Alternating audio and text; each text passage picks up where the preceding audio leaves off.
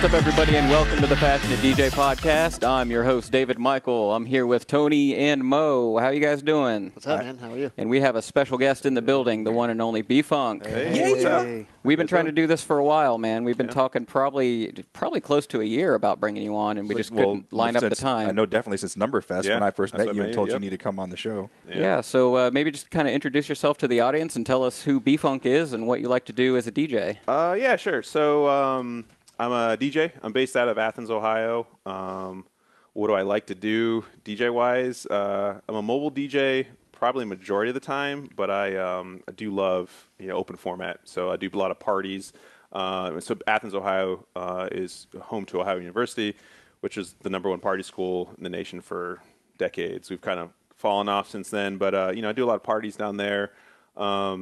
You have a big event you do every year down there, don't you? Yeah, so we have we have the block party. It's been going on 46 years. I've been in charge of one of the stages for the last 8 years, and so I've DJ'd that. Actually, this was the first year I didn't DJ that because we didn't have funding for that DJ stage. But yeah, we get about 20,000 people with that, and it's been awesome. It's probably one of my favorite gigs. Just playing in front of my hometown and playing the music I want and people still responding to it or whatever. Who funds that? It's all private funding. So, sponsorships, I find corporate sponsors. So we had Four Loko. We don't sell anything on the street, so it's not open container, but Four Loko sponsored it. That's kind of the genesis of me getting the stage. So we had 2 stages, which was always rock and roll. And so I, was the first DJ to actually DJ the block party.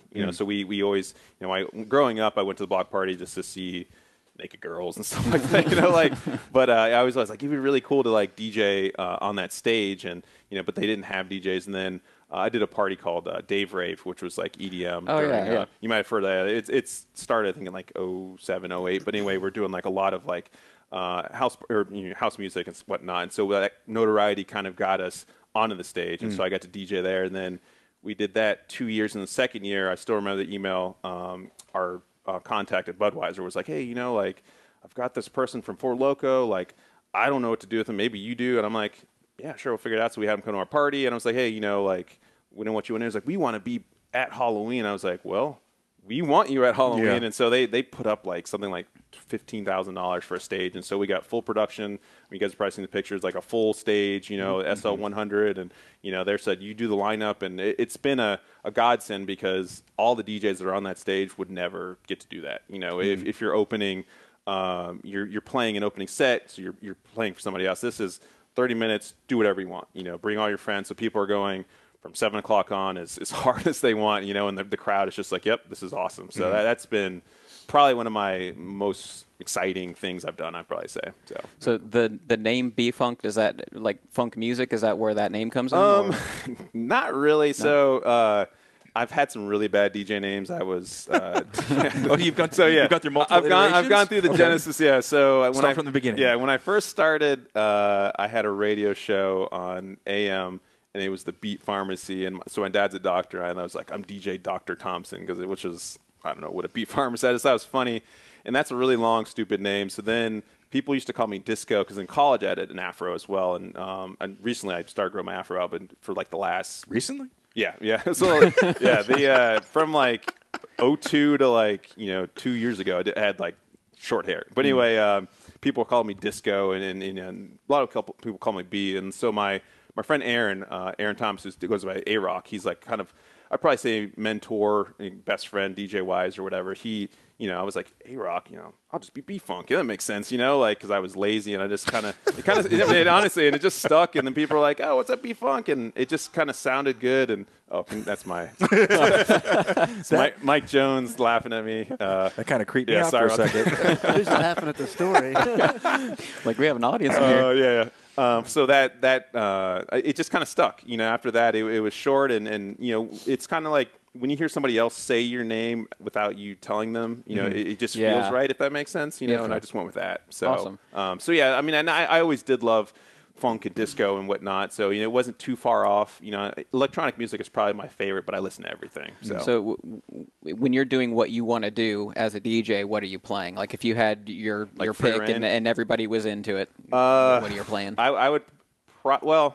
if I really could do what I wanted to do, and it made sense, I would do some sort of fusion of like probably house and some bass music and like open format like hip hop and like disco and stuff like that. You know, like I just enjoy so much music, like dance music, basically 4 on the floor type stuff. You know, so more disco and whatnot. But I would just go in between like the Marvin Gaye and then like, you know, classic house and whatnot. But so you like a variety in there. Yeah. You know, cool. I do a show in Athens right now called Trust Me, which is basically that. I just you take him for an adventure, huh? Yeah. You know, well, the idea is you know, I've done, you know, I've been DJing for over 20 years, and so I've seen a lot of parties and whatnot, and done a lot of different things, and so I just feel like, you know, you just try at this point, like, this is for me, you know. And my feeling is like, you know, you go to a night, it's an 80s night, or it's 90s, or disco, or house, or you know, like, you're expecting that genre, you know. Or like, I felt like open format has turned into, I think I posted on the page, like, open format clubs are really like hip hop with like crappy EDM like tools mixed in. You know, it's all the same, and it's not really like that real open format like the 80s. You know, when we didn't have the technology, so we just played music. You know, like whatever we had in front of us. Exactly. Yeah. You had Depeche Mode. Then you would you know, then you drop into like, you know, maybe Springsteen or whatever, or just drop into like, you know, some other hip hop. And so I really want to bring that back, because I resonate with a lot of different genres, and they don't make sense. You know, like when I first started doing electronic music, I was like, dubstep sucks. You know, and then I saw Skrillex in concert, and I was like, holy shit, like, this is like, I get it, you know. And I'm not like a huge dubstep person, but I get some of the bass music, and so same with the drum and bass. And so there's always something good in a lot of the genres, and I want to play all that out. You know, I want to play the best of all those genres, so the people in the crowd are like, you know, oh my God, he played a drum and bass song, like, this is my shit. You know, those people who like hear a drum and bass song at like a dubstep show, they just come flocking to the floor, you know, and then they sit back down after the song's over, you know. But so that's what I kind of want to do with the show, and it's had mixed results. Sometimes, you know, the crowd's all about it. Sometimes, you know, I'll do like the David Bowie type stuff, and then like when I, you know, transition out of it, they just stop. You know, some people are about it, you know, but in my mind, I just see this like, you know, kind of disco kind of era, you know, where the music is just like a 115 to 125, and I'm just like playing around in all genres or whatever, you know. Yeah. So you're from, or you live in Athens, Athens, Ohio, I should say. About how long of a drive was it? It's 2.5 hours. 2.5 hours. So we're a bit of a haul. Yeah, you guys are what, southwest? We're southeast. It's literally west across, I think. And there's no straight line. Yeah. You got to go just up weird, and then come and back it's down. kind of like there, and we're all in this no man's land area. So what's your experience like? Would you say that being a DJ in Athens is easy or difficult? Because you've got OU, but then we talked a little bit, you know, pre-show about kind of, you don't really have a nightclub to kind of go settle into or anything like that. So what's your experience like DJing in that city? So yeah, I mean, your first question, you know, is it, you know, help? It's kind of both, you know. So being a small market, we only have 3 dedicated music venues that are, you know, strong enough. Well, actually 2 now. So we have the Union, where, you know, you've played before, and then we had Jackie O's, which was next door, but they took away their stage and their music, and so we don't have that. And then there's Casa. So I DJ at both those venues, and those are rock and roll venues, you know, live music, you know, so they're set up for shows. They're not clubs, you know. Okay. So they've got good sound, but, you know, it's not, they don't have any lighting. Well, excuse me, Casa has just got lighting this past year, but before it was just, you know, you brought everything in, and so. But it's not like someplace you could have a show every Thursday. Yeah, you know, it's not like Mask, you know, where you guys do your shows where there's already something set up and you just plug and play. Like, you need to bring in what's going to be at the show or whatever, and so.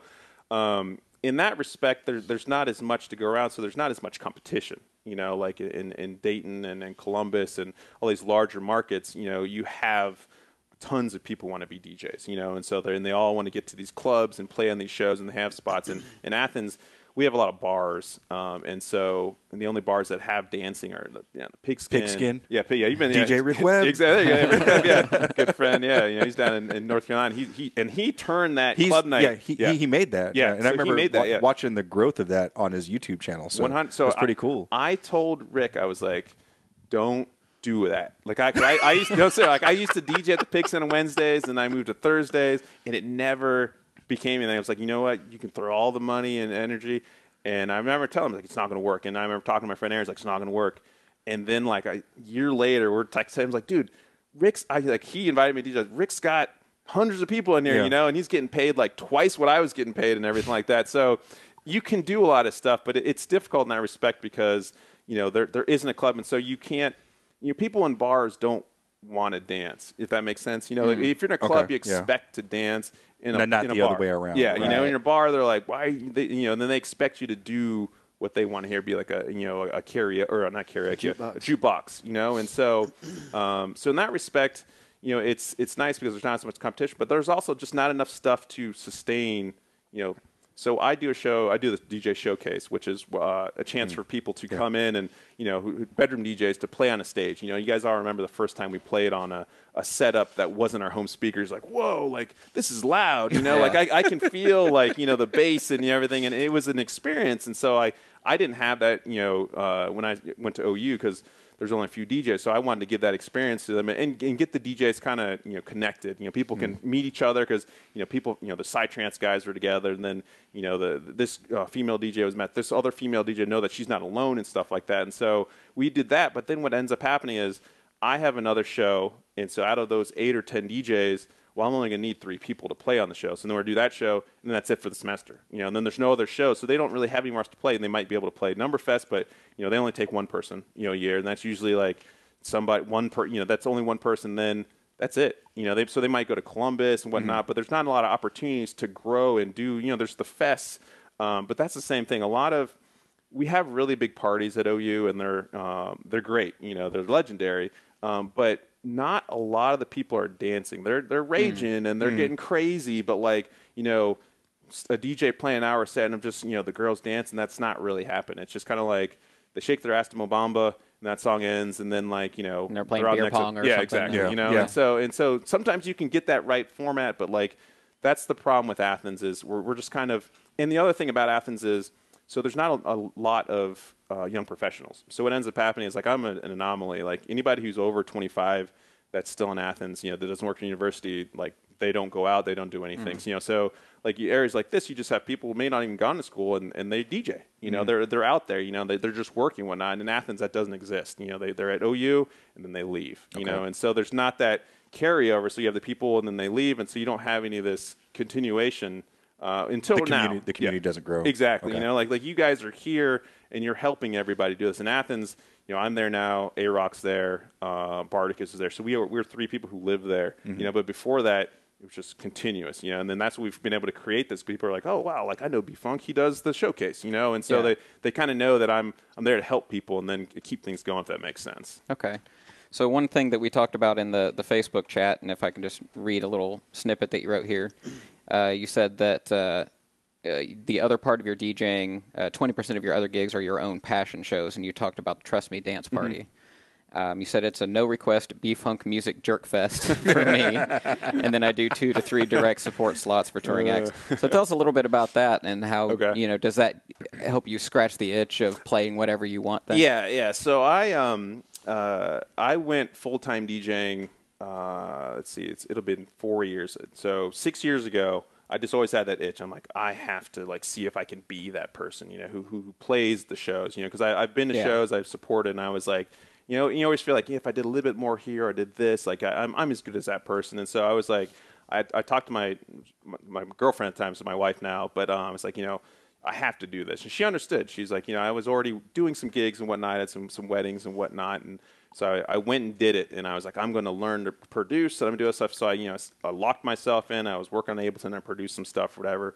And I found out I just didn't have enough money to support myself. I ran up a bunch of credit card debt, and it was exciting. I have music on my SoundCloud, and I'm proud of it. And I learned a lot. I was working on Massive and using all this stuff, and it's amazing. And I would never take it back but it stunk because I lived in Athens. So I've got DJ friends who live in Columbus, who are DJing weddings for charging twice as much as I am, and so the Athens market is another thing. So Athens County is the poorest county in the state. Like the medium. I didn't know that. Yeah, so the medium, we go back between Athens and Vinton County. That was like our rally cry in high school. It was like, we're the poorest in the state, whatever, then but the medium for a family of 3 is like $18,000, which is crazy, and so and a lot of people don't realize that, so there's Athens where I would have never thought that. Yeah, exactly. After visiting last year. Yeah, so I mean, sure. like you're in Athens, and there's the venue and everything, and so that area, that's Athens. That's everything. And then you drive 5 minutes in any direction, and it's all like country and farm and everything like that. And so it's,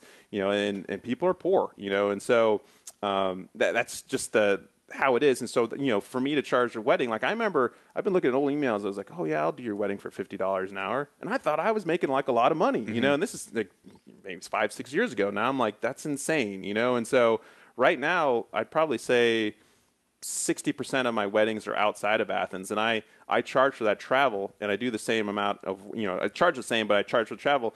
So I make more doing the same, and they're telling me like, oh man, you're a deal, because in Columbus it'd be $1,500, and I'm charging $950 and thinking I'm getting like a bunch of money, So it's this weird dynamic. But anyway, I wasn't making enough to pay the bills, and so then I went back to work. But it felt good, because then I found that the amount of money you get and how much fun is like this, if that makes sense. And so like if it's fun, it's like free, hey, why don't you come to this? Like I'm doing a trance show next week at Dahlia. It's free, but it's awesome. So I'm like, I'm driving, I'm probably paying to go there, but I'm like, that's a passion for me or whatever. So I found this balance now where I'm, most of my work, 80% is weddings. I really pushed into that. And then if I get a slot, like I'm opening for Marcus Schultz, like that's a passion for me. Like I can go and play my music. I'm a trance guy, and sound familiar to you, Mo? Oh, absolutely. Yep.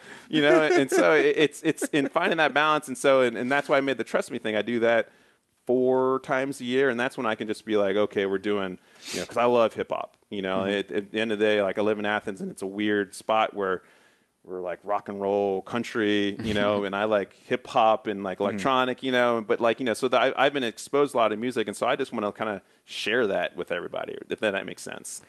Yeah, you had said that Athens has forever been known for bluegrass and hippie stuff. Yeah. We were the flyover city, or we were the flyover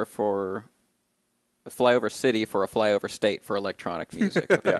So how did you even did you grow up in Athens? Yeah, I was born and raised in Athens. And so how did you actually get into? That's what I want to know is like, how did this land? So I have to, my mom would be upset if I didn't say anything. I'd have to give to my parents, So they, like I was telling you earlier, my dad was very much into music,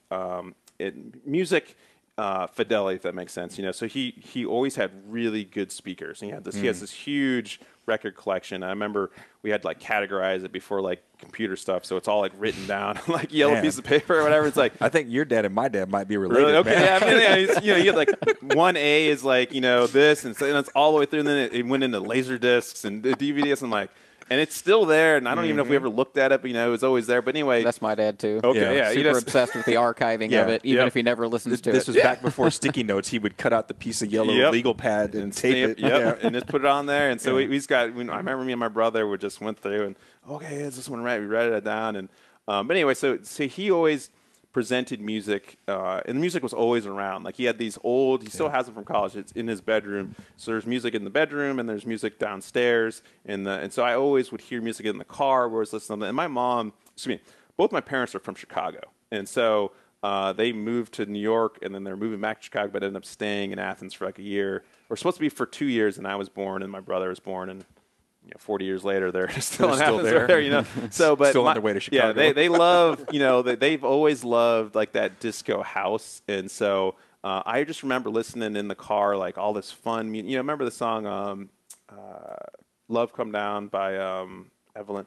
Let love come down. Oh yeah. Like stuff like that would always be in the car.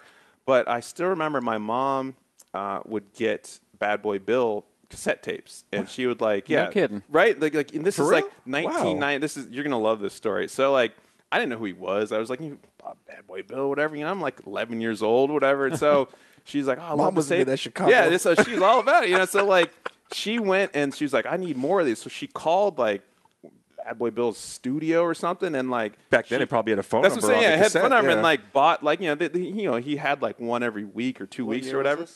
90s something, I don't know. 92, Yeah, somewhere. Yeah. So like I was young. Mix show on B96. It might have been something like that, but it was before I think I was in high school, so it would have been like 94, 93, but somewhere in that early 90s. B96. Yeah, and so she went and ordered like the whole collection, and he like picked up the phone and my mom talked to Bad Boy Bill. Wow. Which is like didn't register at all then, and now I think now because we had a Bang in the Box and all that shit. I'm like, holy shit! Like my mom like talked to like Bad Boy Bill because like back in the your day, mom's a legend. Yeah, That's awesome. Your mom's gangster. Yeah, man. well she wants to be gangster, but she's not. And so, but like that was always playing in the car, and so like, and I still remember like listening to tapes and not knowing what electronic music was, but I was like, I want more of that. Like what I was like, and I remember thinking in my head like, I want more of that. And I just said I made up it was electronic music. I don't even think it had a term back then. It's probably still disco or house, but I was like, I want that like electronic sounding music. And I couldn't even ask my parents for it because they didn't know what the term was. I was just listening to stuff, and growing up, I just kept kind of attaching myself to so the music, MTV Party to Goes. I'd listen to like KLF and stuff like that. Anytime I could just find something, I'd be in the dance section, I would just buy it, and just kind of absorb it. And then, I just always gravitated toward it. I mean, I still listen to hip hop, and I was a juggalo for a while. Just music, just kind of absorbed, and I went through all my phases. Woo. Yeah, like rolling with a hatchet, freaking exactly, riddle box, all that crap. And it's high school, and I just found my way. But electronic music was always just kind of there, And so, and yeah, like I said, it was just my parents brought that to me, and then that kind of sparked, and then I just was always reaching out trying to find that stuff, You mentioned something in here too about you would follow Usenet groups to learn about electronic artists. Oh yeah. So that speaks to me too because I yeah. used kind of early internet to discover a lot of this kind of music too. So are you like a computer geek from way back? Or? Yeah, I mean that's I still remember like having the internet and being like, oh, this is awesome. I still remember the first time I had the internet, I like went and downloaded like all these Godzilla images because you could just get it. I was like, oh, Godzilla is great. And it would be like the image would go and then it was like that was it, And so I was always, my dad had the computer. I think we had Apple IIe from an early age, and so I just always had that in our, so I played video games from a very early age and still play video games. So that was a big part of my life. And so like going online to find stuff, I remember like I'm wearing this Orbital shirt. You couldn't find information about stuff. You had magazines. Like I wasn't going to the shows. I was just like, okay, I watched MTV Amp or something like that. And I'm like, okay, you remember that? That. Stuff like that. And I would be like, who's that? Oh, Left Field. Okay, I've seen that name before. That might be good. And I was like, oh, I don't really like that. And then okay, this might be good. And it's just a lot of trial and error. But I remember I was on a Usenet group for remember the group Fluke? They did Atom Bomb, everything. So I guess they only had one album, so I joined this group, and it was like just people talking about electronic music, even though they only had one album that was like 5 years old or whatever. But like I remember being on there trying to talking to people, and that's how I discovered. Remember Asen, Trip to the Moon or whatever, that like acid. Trip to the Moon, and then I know you guys know this song. It's like it's almost like a happy hardcore song.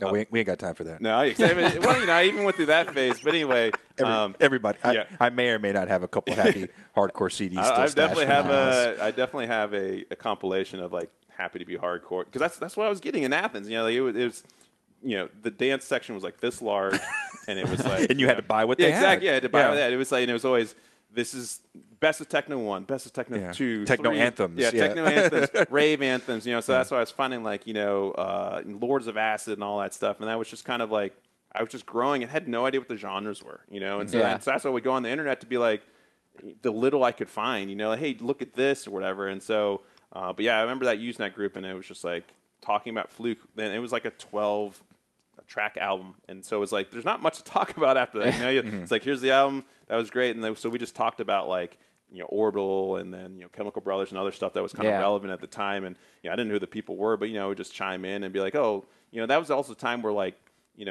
getting music was a lot harder. So you can't right now we can download everything, but like then it was like, hey, there's this live version of this one song that can only get in the UK, and so you had to like send away, and that was like a big deal. Like I remember I sent I got like.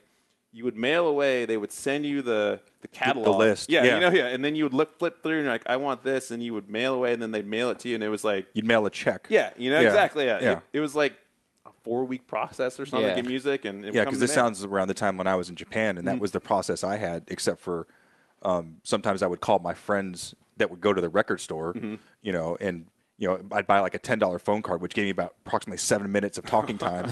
So my buddy would be on the phone. He would like play like 10 seconds of a song. No, I don't want that one. Okay, play 10 seconds of another song. Okay, get that one. And just go back and forth, and then have to pay the shipping to get it to Japan. So I totally recognize that struggle. It was such a weird like, I just take it for granted now, but it's like such a weird time. And, I was like, and so that's why, like, we burn the hell out of our music. It was like, this is what I got. So I'm just going to listen to this, because otherwise I got to mail it for another catalog. And then, like, you don't know what it is, so it's not like I can go to, like, PassionDJ.com and be like, have you heard this? It's just like, that sounds cool. Okay, yeah, I guess I bought Welcome to the Thunderdome, like 46. You guys remember that series? It was like a Gabber House thing. It had like, I mean, it had, yeah, exactly. Their thing was they always had like some horror person on the front. There's like Chucky with the knife, or like the clown or something. But it was like 46, and I was like, oh, it's got 80 tracks on. It's just like, that's how I got music. I was like, this looks cool. Like I still remember. It was the first Chemical Brothers album. Where they used to do the 5. You go into place and the disc player, and it was like 5 CDs. Oh, yeah. So it was like, that looks really cool. And I remember the song. It was Fuck Up Beats. It's track 5. It's a minute long, and it was like, I want this. And that's how you got music. I didn't know anything about the band. I was like, this sounds really cool. It could have been, and the rest of the album was nothing like it, but I ended up liking it a lot. But that's how I absorbed music in Athens. Yeah, so the advent of the internet really changed everything for me, because even though it was like, so we're talking like when MP3 was first, like people first heard that term, and so it was dial up and all that. And yeah, kids, there was a time where you could not talk on the phone and get on the internet at the same time. Yeah, Come on, get off the phone! That's exactly. And the picture of Jenna Jameson is like halfway through. I was just downloading the Zoom. Yes, exactly that era. And so, I found like the early MP3.com. Yeah. So that was like amateur artists were uploading music that they created, and I found stuff like that. Forums were big for me too. I still transaddict.com I used to go to all the time. They're still not as active as they were, but it's still around, and I still have internet friends from those days on my now Facebook account. But I would, for me, it was I was into like video game music and stuff like that growing up. Obviously you've seen some of the other episodes I've done. Oh yeah. So it's like I wanted to figure out, like, how do I just find music like this? And one day I was hanging out with a computer geek, an older computer geek mentor, I guess. He taught me how to build computers and stuff, and his wife had said, why are you always listening to that techno music? And I went, techno music? That's what I need to look for.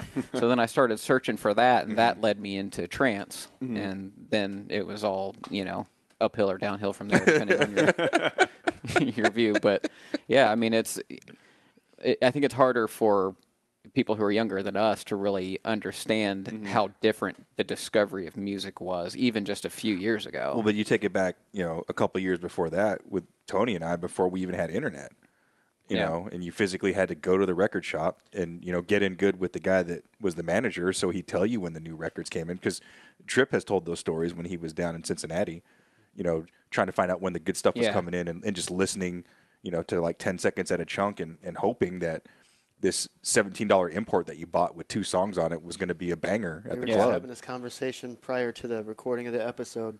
There was 2 record stores down there. It was Clubhead and Culture 7. Culture 7 was you would walk into it and it was a tuxedo shop up front. And then in the back was another room that was about this size with a closet, about just this part. Yeah. And the closet was all 25-cent promos, which were All awesome. white labels and stuff? They were amazing. And then it was like all the alta mixes and remixes and everything. But both record stores, I was into trance back then. I was playing trance, and I couldn't. Here it was all any electronic record store here was either techno, breaks, drum and bass, or house music. Couldn't find any trance, so that's when I had to reach out to the Drop Shop in Orlando, Neptune in Tampa, and Global Groove, which AOL dial-up. That's how Yeah, I had never heard anybody use the word trance in person until the internet. Yeah. That was just not a term I'd ever heard in that context before. I think people take it for granted now. Yeah, it was hard to find music back then. Yeah, I mean, all the genres that were being thrown, because, like I said, I probably started 94, 95, like really like describing, it was big beat was the term, and that was for like Fatboy Slim and what was it, Chemical Brothers, who else was really big, Prodigy, obviously. Yeah. But there was so much other stuff, and there's rave stuff was around, and so it was like just really confused. It was like, I just like these artists, and so then I remember just even trying to DJ. I was like, I had my Gabber House CD, then my Happy Hardcore, then I had like Chemical. I'm just like, didn't know any BPMs, and I'm just like, okay, I like this song, and then I literally was just mixing sounds. I was like, oh, there's a good breakdown. Let me just put that in there, and like it wasn't even DJing. Well, it was DJing, but like it wasn't beat matching or whatever. But yeah, it was the genres. Now it's witch house, and it's all Right. they are genres. But then it's blurring. Like you guys remember the period when like progressive house just slowly changed on Beatport and this whole other thing, Into and so Avicii. yeah, and Yeah. it's very confusing. So people are like, oh, I want progressive house, and it's like, no, this is different, and it's different for everybody. But it like I have a feeling of what it was, and it's but even the styles inside the genres change. So it's just all.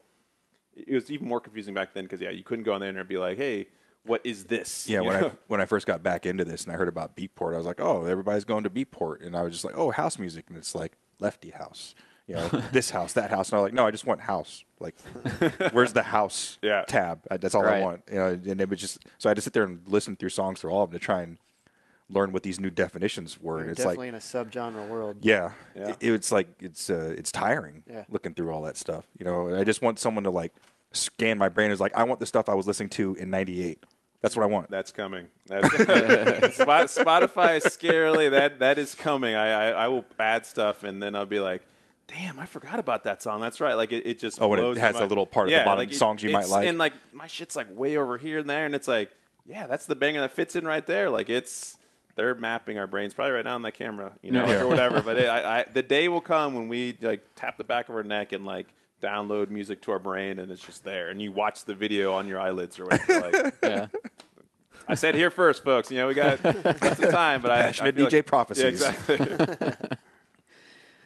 One thing I wanted to say real quick, it kind of relates to one of your things that we talked about in the chat.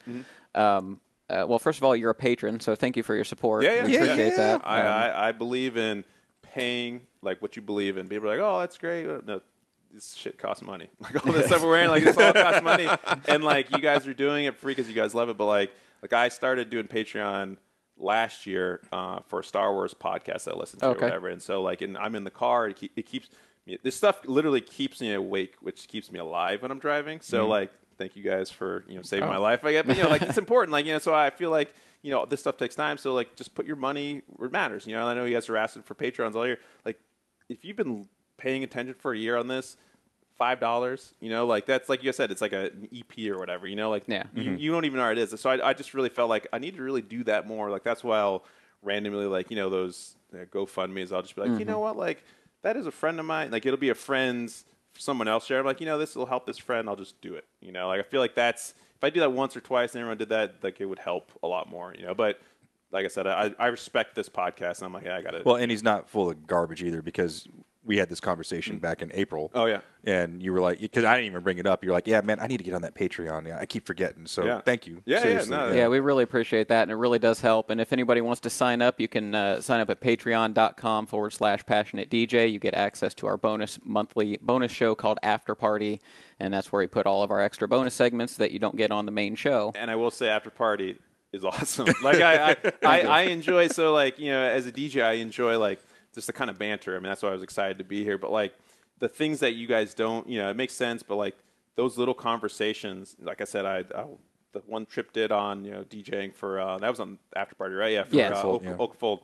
Dude, I've been DJing for over almost 20 years. Like that was like, it fell right in line with what I wanted. I told you guys offline, like that's what I need. Like I need to hear what another DJ is thinking in their head. Thinking out loud. Exactly. And not even like the concept, but literally the songs, because the songs have a sound to it. And so like, you can describe a song, but until you hear it, it's, it's not the same thing. And so for Trip to be like, I was singing this song, it's an older Underworld song, but then I don't really like the vocal, and that whole thing was pretty funny. But like, the loop dart that he could be saying one thing, but maybe people think it's a racial epithet. But anyway, like, and I agree because that's funny because I felt the same way when I heard that. But it helped me like be like, oh, I do the same thing but differently as well, And I feel like a lot of DJs who have gone past the point of like, how do I open, but like, how do I get better at being an opening person? Because like, the basics, don't blow it out, don't play the songs, the first headline. Okay, we get that, but like, how do you know? Like, what do you do? Do you stick with it? I think the really exciting thing you said was, I don't know what mindset Paul wants. Some people are like, the headliner doesn't give a shit what you do because they're going to come in, their headliner going to blow it out. You know? So like they could be playing bangers. Well, you don't have the bangers I have. You know, other people are like, hey, you know what? Like I did a show for Matt Zoe. He wanted to start really slow, you know, and so I was forced to do like, I think I called in about that, but like I had to do like 126 deep house because he had this manager and it was a mess. Remember that? Yeah, dude, it was a mess, you know, like so. 126. Dude, bring it down. I'll never forget. And then it was just this guy who got picked up by Anjuna to like follow with Matt Zoe for that leg of the tour. So he wasn't even like his real like manager. It was just this guy who just, you know, has to make Matt look good. Matt probably didn't even know that, you know. But anyway, like, knowing that stuff, you know, is important because, you know, it can change for everybody. Well, I'm glad that you brought that episode up because that's kind of where I was going with that is that episode. And just to kind of catch the rest of the audience up, the episode of After Party we're referring to was so Tony's company, 3-Dimensional Entertainment, brought Paul Oakenfold in last year for a big show. We've talked about it on the show a number of times. And in that episode of After Party, he brought in a lot of the tracks that he was like, I think I'm going to play this, or I might play some of this. Here's where my head's at. He being and Trip. just he being Trip. And we just kind of, you know, talked about the psychology of that and where he might take the dance floor and stuff. And so one of the things that you had said was you wanted to talk about is not preparing for a gig lazy. You said it seemed to be that if you planned a set, you weren't really DJing because you weren't reacting to a crowd. But nowadays, I feel like if you don't prepare something unique, it's too easy to phone it in. Yeah, but is that really a good thing is what you're getting at? Yeah, I mean, I kind of wanted to just get your guys' opinion on that because it's, you know, people say one thing, they mean something else, and they do something else, you know? So it's like, I kind of want you people like, you know, a lot of people say like, I have no idea what I'm gonna do. Like, well, some people, you know, is that because you really don't know what you're gonna do, or like you know, but not people don't understand like they've got these routines that they've been practicing, you know, and so it's like, yeah, I have no idea what I'm gonna do, but you know what? I've been practicing for 10,000 hours, you know, and so like I can do that. But a lot of DJs see that as, you know, I just show up. Like when I do the showcase, I'm just going to show up. And I play what I feel. Exactly, you know, and so and you just end up just, you know, intro, outro, exactly, you know, and so and first then 32, last 32, you know, and you don't really bring anything.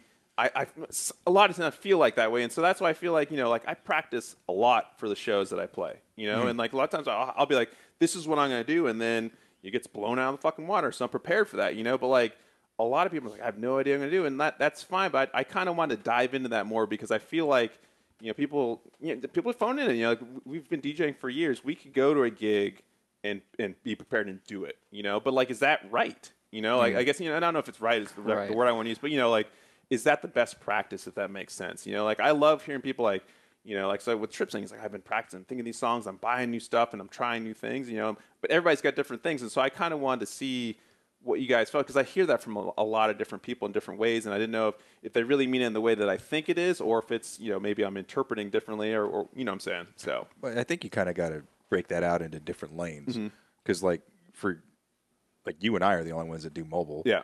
So I think there's a mobile lane. I'm not going to practice for a wedding. That's true. Yeah. That's not what I'm talking about. Hell no, Hey, here's the 20 songs you want, and I'm at back to practice. Cha-cha set slide. cue points and everything. You're right. I mean, I guess, yes. I should talk more about, like, you know, passion gigs. You know, so when you're performing and people are coming to see you. Be funk the artist. Exactly. Okay. You know, like I'm opening for so-and-so. That's probably the best way. I'm open for so-and-so, or I'm the headline or something like that. You know, people are coming to see you do you. You know, that makes sense. You know, and it's really open form. I mean, open format's the same thing. You know, like that's, you know, we're bringing something. There's routine. Like I was thinking about the fact I watched, you know, one of those DJ shows or whatever, and they gave them like 7 songs, and they had to like mix them a different way. And one of the songs was that 2 Chainz songs, like doom doom doom doom doom doom. I don't know, but I can't think of what the song is. But they took that, and the other song was Like It Raw by ODB. So they took the keys like doom doom doom doom doom doom doom doom, and then they mixed it that, and I was like, man, that's fucking like genius. finger drumming. Yeah, okay. you know, they're finger drumming. I was like, that's genius. But you wouldn't be able to really do that just on the fly. You'd have to practice that or whatever. So that kind of made me think, like, you know, if you're not doing stuff like that, like, you know, are you doing enough, if that makes sense or whatever, you know? It's a weird thing with DJs because there's this weird line that we try to tread where it's like, okay, are we doing a live performance or are we just playing other people's records? And you know, we like to bring sampling and looping, and you know, some of us bring in remix decks and all that kind of stuff, or mixing acapellas on top of other things. And at some point, you know, I've talked about this on before, where it's almost like there's this uncanny valley between like, okay, am I doing a live PA or am I doing a DJ set? And the respect almost flips if you go too far in one direction or the other that people seem to give you, because if I'm a live PA but I let a whole track play, I'm cheating. But if I'm a DJ and then I play some samples or some loops, then I'm not really doing a live PA thing, so I'm cheating, you know? And it's like, first of all, you're never going to make everyone happy, so I just say that. But I don't know. It's a hard line to tread, I think, if you really care about what other people think. Well, I guess the question is it different if you're a headliner versus like direct support? Not even then. I mean, I think it's really, you know, like I'm really trying to get at people saying like, I don't, you know, when I say like, when you say I have no idea what I'm gonna do, like, do you really mean you have no idea, like you haven't thought about the set? Or is it like, you know, You haven't like, curated a play. yeah, like, you know, or is it really like, you know, I'm not like another DJ who knows, like, I'm starting with this and then I'm going to do these songs straight through, you know what I'm saying? Like, you know, so, because there are people, you know, a lot of people who just have their set plan, you know, I've done it, you know, like, people just like, this is what I feel is going to work. And then, you know, I get in there and I have to manipulate a few things, but for the most part, the core stuff stay the same, you know, but I've rehearsed that. Like, what I find with my trance shows, like, I have to, like, compress it. I've got to make edits and everything. Like, we talked about this, like, I can't play, you know, this song. You can't play an entire yeah, song. exactly. You know, like, you know, people can't do that. The energy is different. So, like, so I'm mixing out at different points that I would normally, you know, be able to do if I hadn't rehearsed it. You know, when I'm just doing what I'm, you know, my skill set, you know, I know what my phrasing is, you know, but when I'm doing this, it's like something different because I'm trying to do something that makes more sense on the dance floor, but it's not what I would normally do because, you know. I feel like I'm in a constant fight with myself over this, because like I want to be more like loosey-goosey and fluid and in the moment and you know, crowd reading and pivoting and all that kind of stuff. But when it comes to when Tony says, "Hey, will you do direct support for Sasha?" I'm like, I can't fuck that up. Yeah. So then I get in my own Exactly, yeah. head, you know, and so what I found myself Part of your artist brain comes on. You're like, I have a responsibility because this is an opportunity that I may never get again. So I need to bring the heat. You get caught in between respect the art and respect the artist that you're about to open for, right? So what I found myself doing is I would kind of overplan, but then I would not really stick to it anyway in the moment, because I would still do that. The crowd's not feeling this. Let me try taking it this direction thing. And once I realized that I was doing that every time I made a playlist anyway, now I just do that. I always go through and I make some kind of playlist ahead of time because I trust myself now to know that I will probably stray from it, and I never just follow it track by track anymore. I think you have to give yourself that flexibility, because otherwise, if you're just dead set on going this one particular path and everybody in the dance floor becomes a ghost town, like, what did you just do? Yeah. You know, Paul or Shasta walks up and there's nobody out there. He'd be like, Tony, where'd you bring me? You know? Yeah, and that would be kind of the worst fate that you could have in that moment, is to have a playlist that the people aren't feeling, and just because it's here, just keep following it. But I don't think that follows the same route as like I don't know what I'm doing. It's like I have a general idea of where I want to go, and I will get there with this package of 30 tracks in this 90 minutes. I always try and stick to the first few tracks, because it's depending if I'm opening up for an artist, if I'm headlining a show or whatever, you know, those first core few songs are the ones that's going to pull them in. Yeah. You know, so if it's just, if I'm being direct support, you know, all the shows that I've played, I like to start people off just kind of grooving, because I'm starting off earlier in the night anyway, you know, and I stick to those first few core tracks, because I know, like, all right, they're not overboard, they're not underboard, they're not boring, they're enough to get people to start doing this. And once you get them doing this, you know, they're more apt to open up. And then that's when I have the next, you know, 10 or 15 songs in my crate, to where I can either take them in this direction or keep them in this direction and slowly get to that direction. But if they're not feeling it, then I know I got to go here. Gotcha. But I still have that core crate of records that is going to match the feel of that night, who I'm opening up for, or if I'm headlining. Well, you sort of have an improv approach to playing that music too, to where you do a lot of grabbing a lot of loops and doing different things to it and playing acapellas and stuff. So even if like the cool thing about your sets is, which a lot of like techno type DJs don't have, is even if you play the same 15 songs, it's not going to be the same set. Right. There's a lot of oh shit moments too, Sure. like coming or taking that approach, because I'll have a loop going and another loop going, and I'm like, I completely forget where I'm at in the loop because I've been in it for so long, and I get into the EQing of it that I get lost in the count of the song, where the song's going to go. That's definitely a challenge, but I still try and stick with those core songs. I think something Tony pointed out that I think is a good point is like, when in the night are you playing? And that goes back to my original question, is like, are you direct support or are you a headliner? I think if you're a headliner, people are coming to see you do you.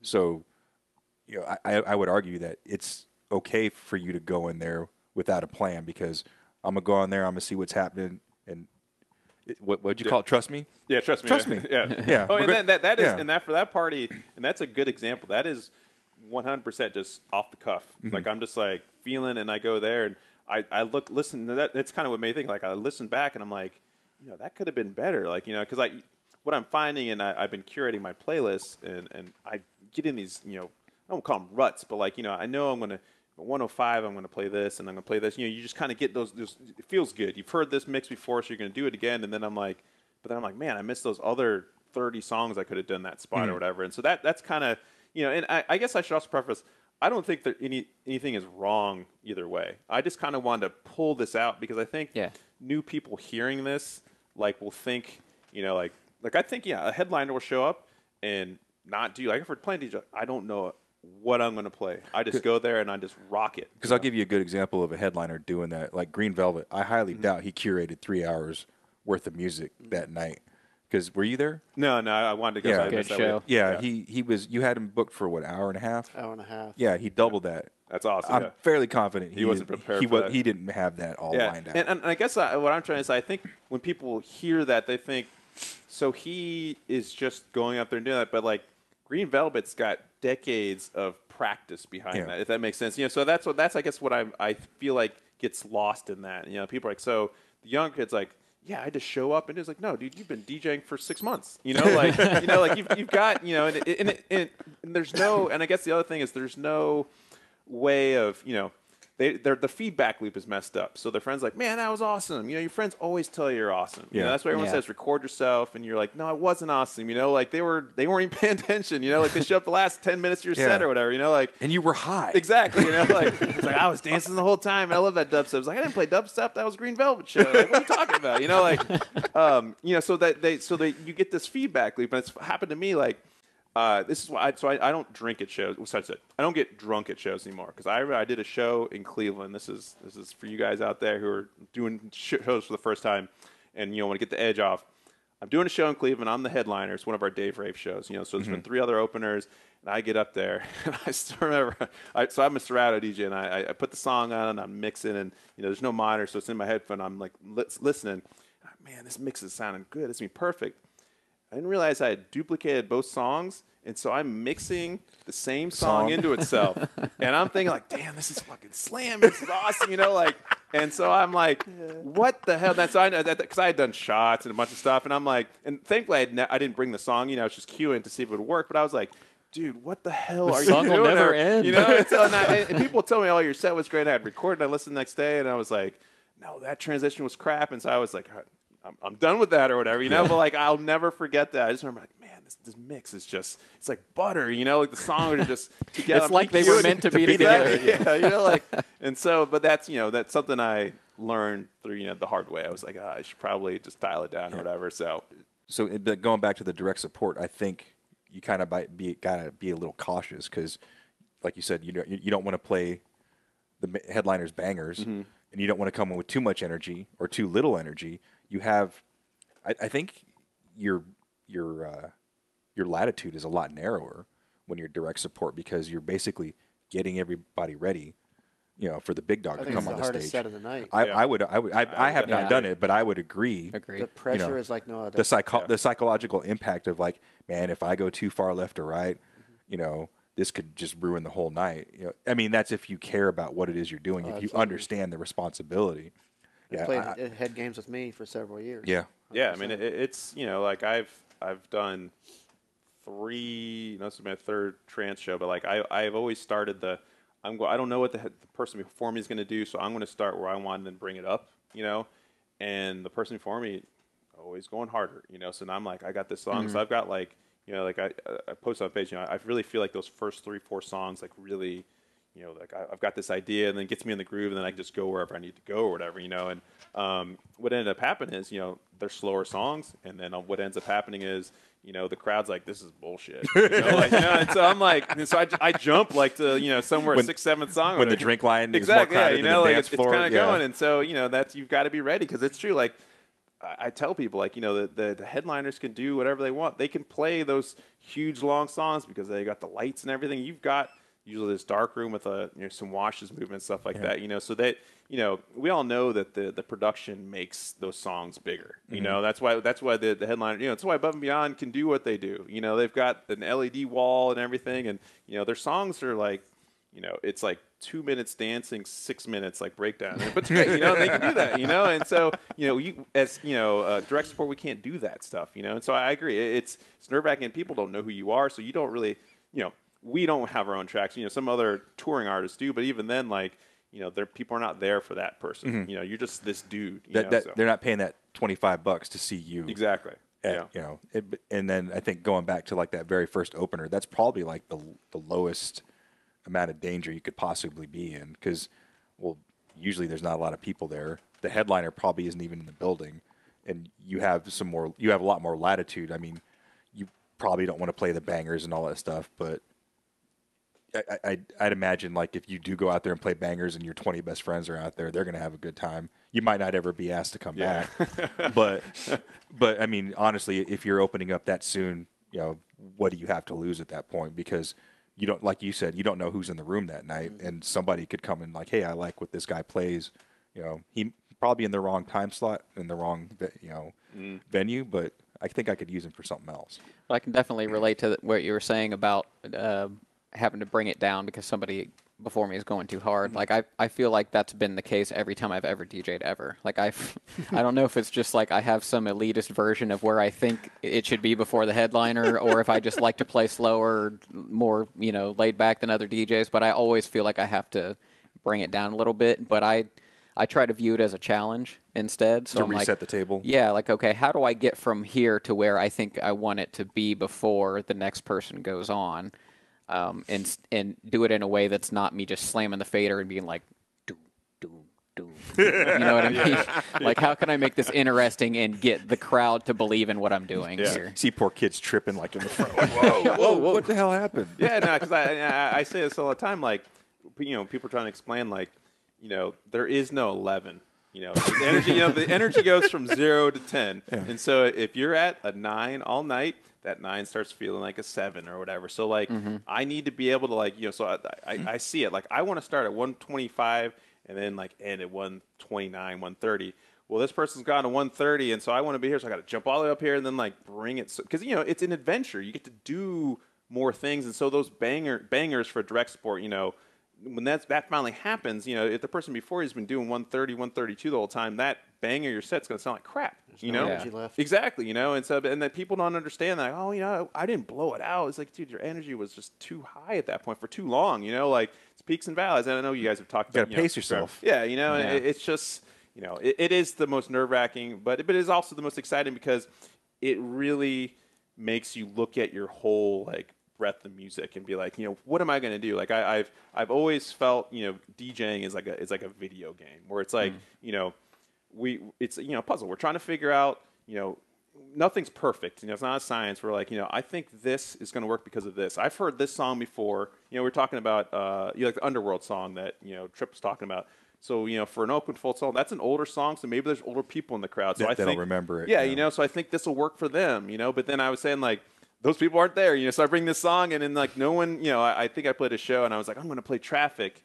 at one, for I think it was Matt Zoe show or something like that. And it's like, there's nobody 40 years older, that knew that song, So like in my mind, I'm like practicing and stuff, So it's like, it's fun to figure out because it's a puzzle. You're trying to, and then when you're right, it just feels great. You're like, oh, I figured it out. This is right because our practicing of, checks and balances, it just ends up, I don't know. It's exciting to do that because it's not a perfect science. It keeps DJing more interesting to me to think of it that way. It's like a challenge. Like, how do I get to where I want to be? Not how do I force it on somebody? Because then you are just playing 10 tracks in a row that you planned on coming in with. And I think we can all agree that sometimes like it just ain't working. Yeah. No matter what you do, sure. It's just they're ignoring you. They're ready for the headline. They're ready for someone else. They got their minds back are in on the different rail places. to you, and it's the most. I don't understand a person that can be like that. They're changing their Snapchat filters, all that stuff.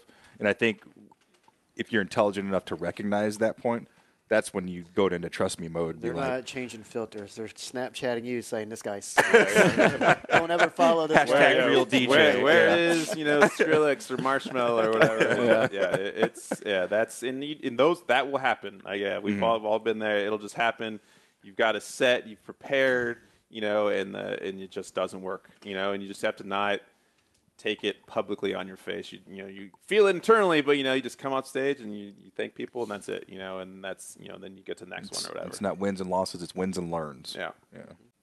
Weddings are probably behind direct support the hardest thing to DJ because the crowd is so usually fickle, if that makes sense. Like they're not there unless they're really drunk. Like they're awkwardly dancing, the lights are kind of on, So like I'll never forget. I was DJing a wedding and I played the Cha-Cha Slide, and then everyone came out, and then I played AC/DC, Shook Me All Night Long, and everyone walked out to the dance floor. I was like, "This wedding's done. There's no saving it." Like that is like I parted the seas. That song is like, surefire Ohio wedding fire. Like you got that. You've got the Cha-Cha Slide. You've got Cupid Shuffle. Yeah, Cupid Shuffle. Those are like. I space mine out. I'm like, Don't Stop Believing. Yeah, Uptown Funk. Like, the nights. If you're going wrong, you just have those songs in wait and you just drop them in. And it just comes back to the dance floor. But that's when I realized like this wedding's done. Like they're not done. They're just gonna do their chord or organized dances and that's it. But yeah, it's hard because like you've got to get like 6-year-old to 80-year-olds dancing. And then you've got to. We're not really beat matching. We're just got to figure out what they want. Slamming faders. Yeah, exactly. Yep. Like you're jumping in and, and then, you don't want to get too, like I'm in Southeastern Ohio. So like sometimes it's country. Sometimes like, I don't know. Do they want like more urban music? Well then, yeah, exactly. Well, believe me, like I said, I'm trying to be PC about everything or whatever. I've been in some very interesting situations being a black man in Southeastern Ohio and DJ. But anyway, like they being a black man in Southwest Ohio as well. Yeah, we're in Ohio in general. But anyway, like so it's always trying to figure out like where do they want to go? Like people were saying, oh, that's too too urban or whatever. We don't want all that stuff. They want rock and roll and stuff like that. And so it's always finding that weird thing and making it fun because there's one of the hardest genres to find is dance rock, and I've been trying to mine that, example would be like, Springsteen, Glory Days, songs like that, it's like, boom, it just keeps you going. Like there are some of those songs, but not a ton of them out there, so I've been trying to collect them and put them in so when those, events come up, I'm like, okay, I've got at least 10 songs that'll get me through to the, the Cha-Cha Slide and everything like that. Yeah, I did stumble across one, I'll change the adjectives, but is 100 songs that make that get white people lit. I think you shared. I think I saw it. Yeah. It's true, man. And like Mr. Brightside is like becoming one of those now. Yeah, like, absolutely. Yeah. Or as someone, a drunk young lady asked me to play Mr. Happy Side, and I was like, I know what you're talking about, sweetheart. I know what you said, but I'm going to play what you meant. So, right. Yeah. No, I mean it happens every time when you drop the first beat of like 3 white people on the ground, like every time. Yeah. It's almost like it's the first time they've ever heard the song before. Peace up. Yeah, exactly. Like they love it, and I just feed off that energy and get paid every time, and it's it's fantastic. And I was telling these guys like now it's cool to listen to 90s music, which is my young adult life. Yeah. So like I can start playing like all that Montel stuff Jordan, now. just like, drop it right in. Like I'm I already so own glad. this song. Yeah. I'm so glad. No to hear R. that. Kelly though. No. Yeah. Ooh. Netflix. sure. Netflix is blowing the lid off that one. Can we they should petition? Can we replace like Remix to Ignition? You know how it goes crazy to that song with Usher's Love in This Club. Can we just like make that Swap switch? those out? You know, so, Okay. so that Love in This Club is the new Remix to Ignition, so we Okay. don't have to play that song. That's what I'm hoping happens. You know, because they're like that song will never die. You You're know, gonna start it's making good. counter Yeah, requests to people. yeah. How about? Yeah. Here's the vibe you're going for. You know, you're in the club still. You're like, but Other like, people also like this. yeah. Yes. Yeah. It's like Amazon. Because I was even skittish about playing like Chris Brown stuff for a while. Yeah. Oh yeah. You know, and Yeah. like girls would come up and I'd be like, really? Okay. And nobody wants to like DJ like you're making a political statement. or No, something, absolutely right? not. Like whether you are or not, or that's probably not your intention, but No. somebody's gonna think that you're doing yeah, that. but but in me playing that, is someone in that crowd going to be like, oh, well, he's playing Chris Brown. He just beat the hell out of his girlfriend a couple weeks ago. right. Again, you Yeah. know, so Or like you might even do that and not know what somebody's Or story is, and you're like, oh, I didn't know that Or like blah our- blah blah was a pedophile or whatever. yeah, no, like our dude that called in that was at the Oklahoma City Bombers. Oh, 20, yeah, dropped 20th the bomb dropped on the it. bomb. Right. Like he Yeah. had no idea. Right. Yeah. Yeah, that's horrible. Yeah. But how would you know? There's no way. Yeah, he That would was a know. bad gig Yeah. story. Yeah, Absolutely. That's pretty rough. But But that's number one. I don't know if we can ever top that. That's But if you can, send us a voicemail. We love getting at- voicemail. 1-800-passionate DJ. That's not the real number. So. No, but you can go to the website. People have been having trouble using iOS though with the, the SpeakPipe to use Really? to send voicemail. So I Well- might have to come up with another solution. Well, and here's another alternative that you guys can use. Most of you have smartphones, whether it be Apple device or Google or whatever. Just use the voice recorder. Send us a message less than a minute. Just clip it and email it to info at podcast@passionatedj.com. Yep, that'd be just fine. Yeah, I think that's how I sent in my bad gig. It's pretty easy. Yeah.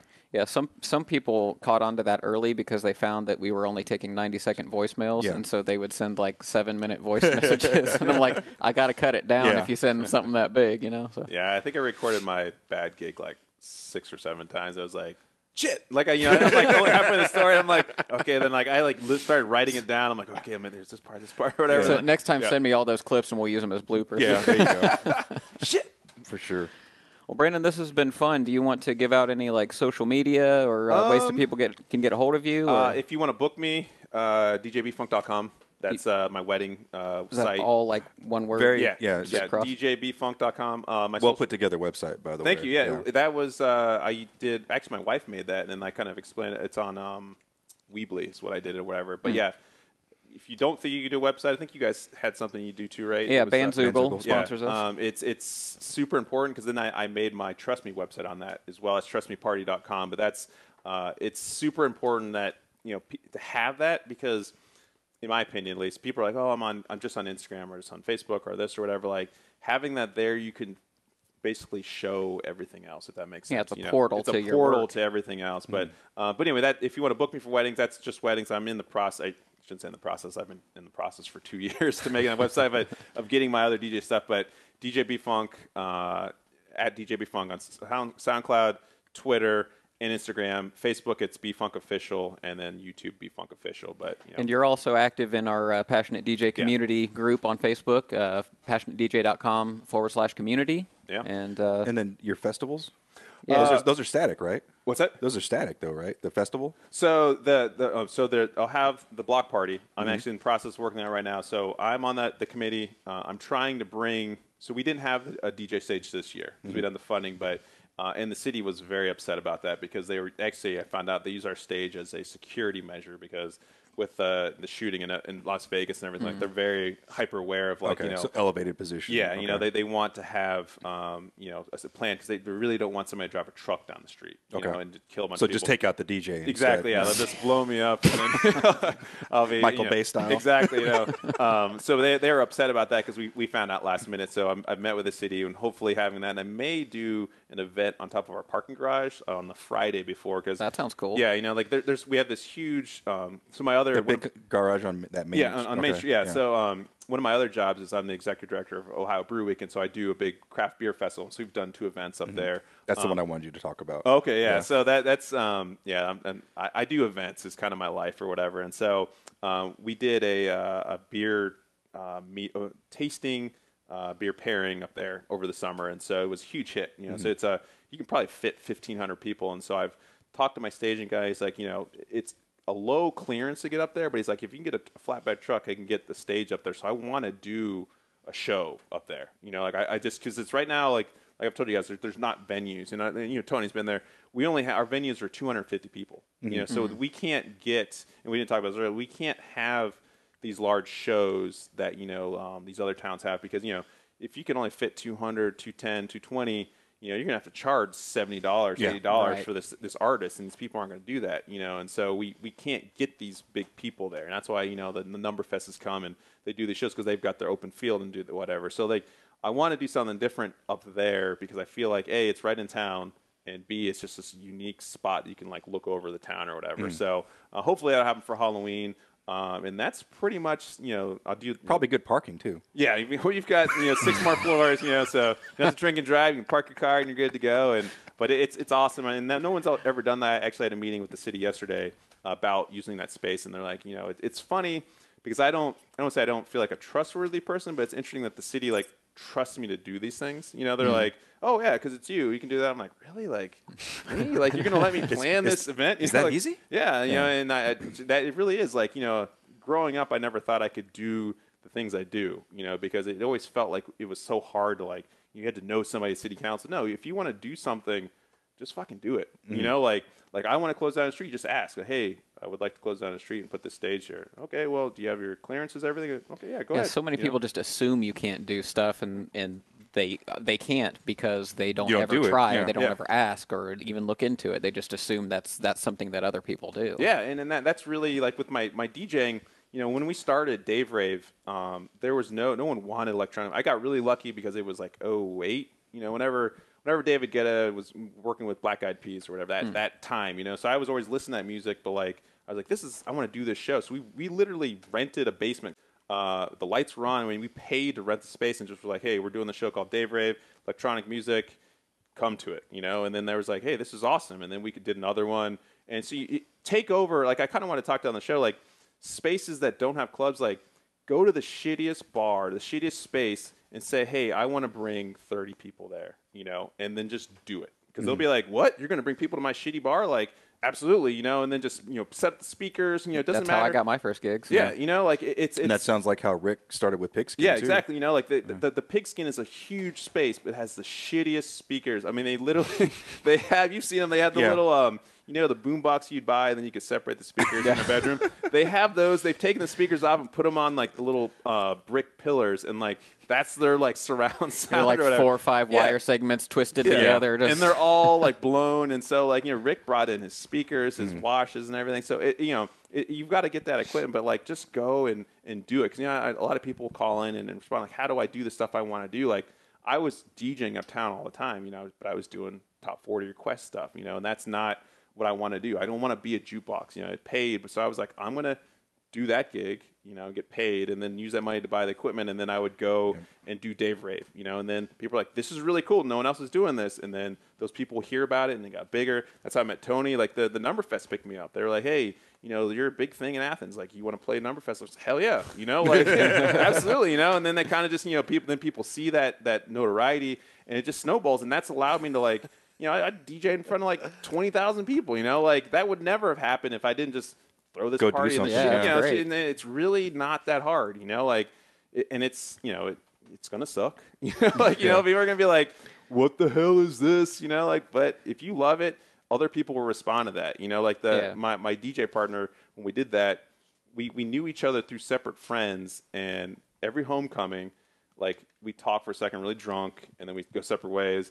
My friend Andy's like, you should talk to Dave. He loves the same music. And I remember we were finally not that drunk, and I was like, wait, Paul Van Dyke? And we were talking music. It's we were talking the same language. I don't know how you guys were growing up, but I have the music and no one else did, and I just had no one to talk to. So when I would find somebody, be like, holy shit, like, you listen to Chemical Brothers? Like, you know, like everyone listen to, Fat Land. That doesn't count, like that. Like I'm talking like, I listen to like, trance and stuff like that. And so that just kind of, you do those shows, those people will find it, and then they'll thank you for it. And you're like, I'm just doing what I love. It's not really for you. It's for me. And then you're like, oh, thank you for doing this. I'm like, yeah, like I do it for free. And if you do it for free, which you'll probably need to do for a while, it'll go a long way.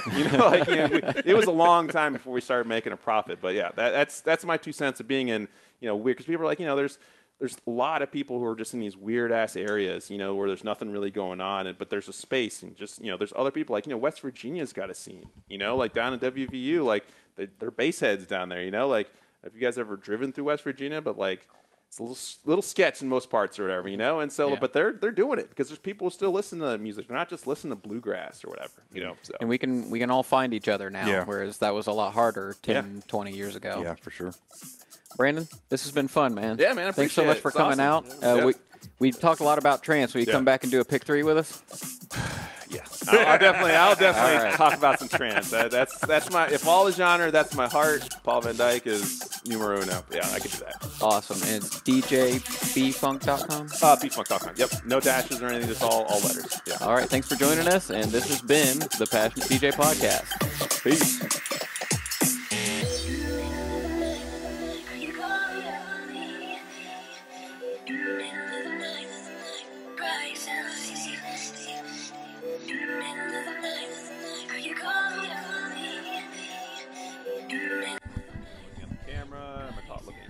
Just look at us, or whoever you're talking to is fine. Cool. Okay. Make sure you don't blink. Pretend it's not there. Okay. Yeah. God damn it, look at me.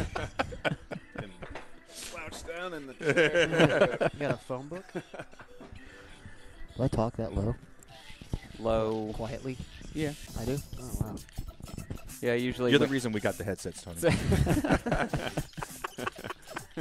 Glad I could help the team out. That's right.